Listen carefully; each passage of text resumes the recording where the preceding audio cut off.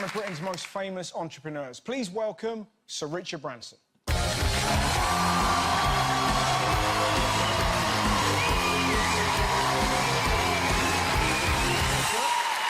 very much for coming on the show. So,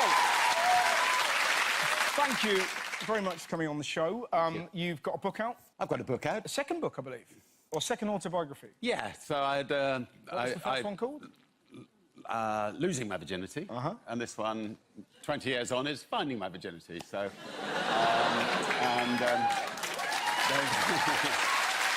Where was it? yeah, I mean, I've been. It's frightening to think of it, but I've been 50 years. I started as an entrepreneur when I was 15, 16 years old, and I had lots of great adventures, and so I've tried to write a couple of books that can reflect what's gone on, but also just be a good read, which I think is the important thing with a book. Massively. It would be remiss of me not to ask, where did you lose your virginity? I mean, because you lost it and found it, so you must know where it is. I lost my virginity to a delightful Dutch girl when we were both very young, since this is a late night show, Go on. I'd finished doing what I thought was a wonderful performance. I like that. I got off and she's not a pop, right? and she carried on having an orgasm. So I thought, well, this is all right. I better get back on again. And she whispers in my ear, asthma attack. Asthma attack.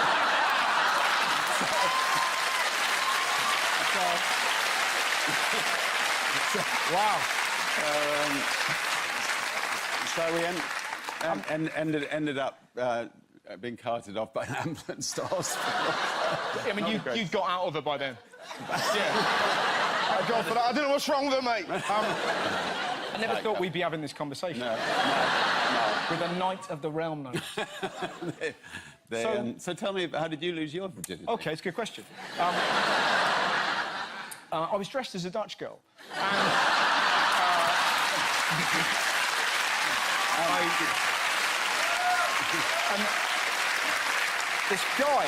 And, this guy just wouldn't stop hammering me. I was so sexually gratified, I had to fake an asthma attack. But he was so caring that he called the police. Police, the ambulance. You absolutely love a PR stunt, don't you? That's one of your favourite things. I love an adventure. Yes. I mean, PR stunts per se. I mean, if I'm going to fly around the world in a balloon, I'm going to have Virgin on the side and not British Airways on the side. But you've got a lovely little running feud with BA. Yeah, there was occasion where BA ran a big Dirty Tricks campaign against Virgin, which some people might be old enough to remember. Yes.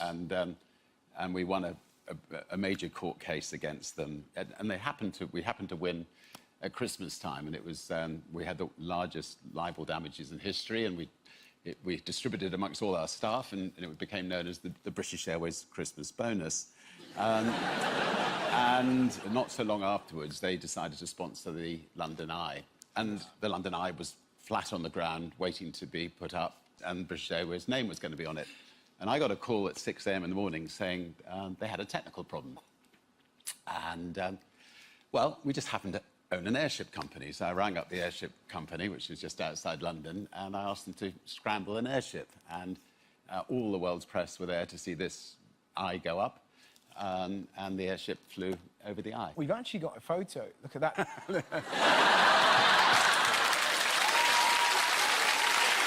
Anyway. We got the headlines, BA didn't.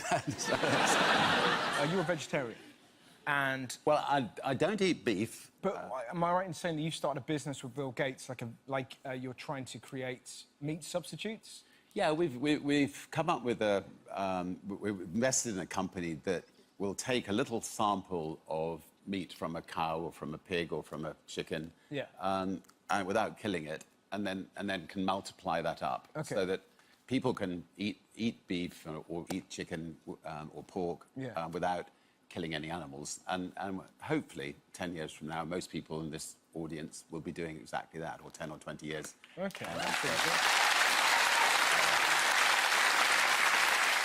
We're going to have loads of cows, aren't we, if we're not killing them? Well, I mean, what's What if happening... it turns out they're nasty? If they...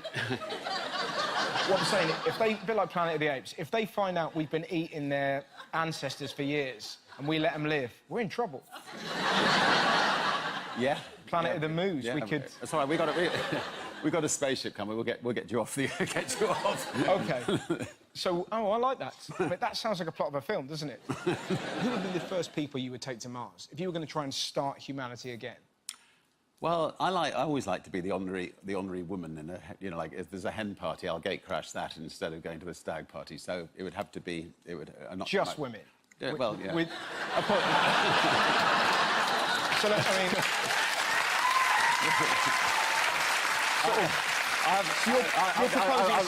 I'm 40 years married, so I'm not sure that my wife will approve of this. She'll be coming as well. Yes, of course. But and the rest just women. So and the rest just women. Yeah, I like around women. Do you prefer women's company? Yeah. OK, that's pretty interesting. So who you would take to Mars? Who would I take to Mars? Stephen Gerrard. Stephen Fry. Donald Trump? I wouldn't take Trump. But we're not talking about coming back, are we? Oh, that's an interesting point. Oh, that's a very interesting way of looking at it.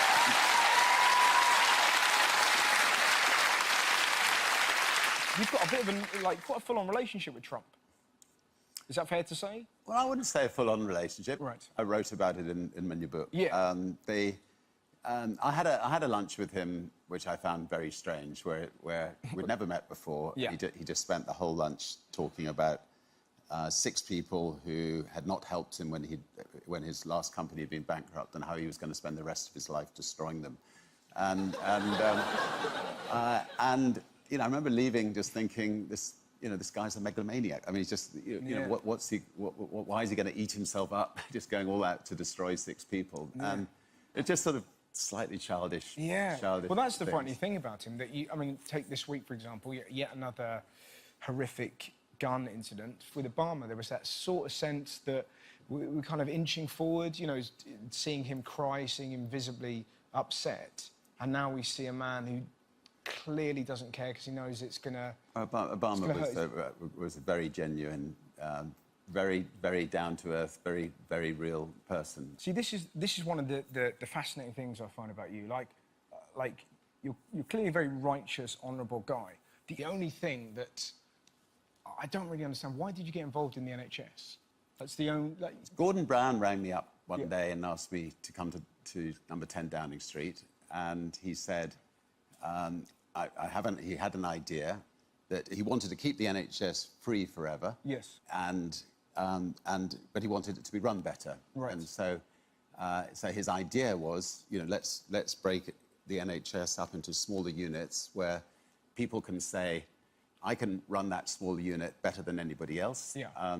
I will save the country money by coming in and trying to run it better than anybody else. And you know, every 5 years you have to apply again to do it. Yeah. And so. But does that not go against the sort of tenet of it? Is that not the beginning of something? Look, I mean, we don't make any money by doing it at all, and I'd love to just, there's a lot, there's thousands of opportunity in the world. You know, I think that Virgin Care, the team of people who work for Virgin Care, they're doing everything they can to, improve the service, and they're saving the country money, and it's still a free service. And the most important thing about the NHS is that it's run well and that it's free for people forever. I completely understand why you're doing it, but it frustrates me that the government have to do this, because if the government were to put money into it, would that not be better? Because one of the biggest problems with the NHS is the fact that, nurses aren't getting a pay rise, doctors aren't getting pay rises, hospitals are being shut down, so the whole thing is under such pressure. So doctors and nurses and skilled people are working incredibly hard. I almost want you to just, as a businessman, look at it all. How can we put doctors and nurses back in control rather than having this sort of big wad of middle management that feels like it's bloating it? Well, I like to think that's... Yeah. No, well, I like to think that if you go into any of the small little units that we've got, yes, that's how we run them.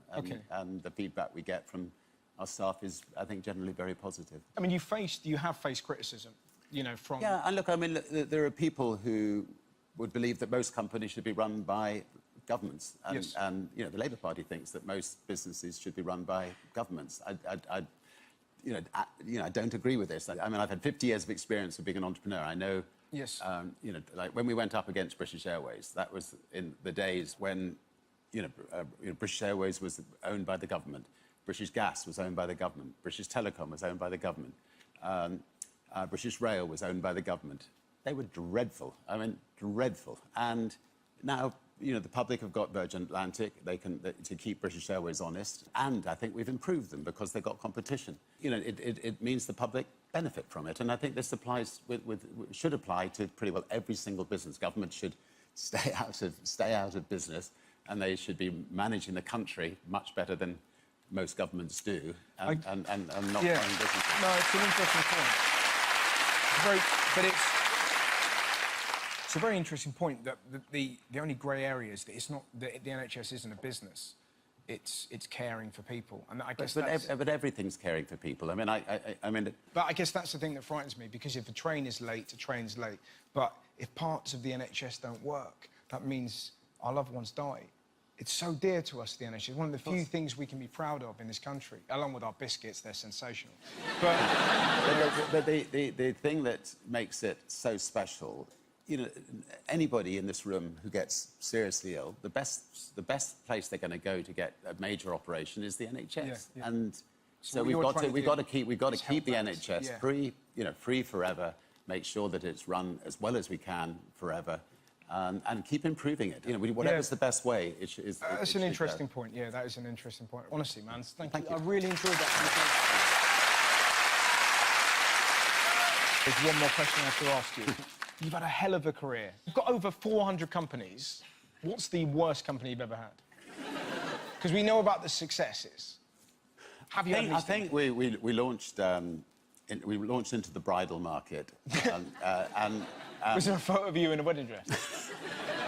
Was it? Nice. Yeah, there was. Yeah, and it was called Virgin Brides. The problem was that we. I mean, it's brilliant, isn't it? We just had no market at all, so it was just hopeless. Ladies and gentlemen, Sir Richard Branson. Thank you. There we go. Thank you so much. It's really great. Thank you.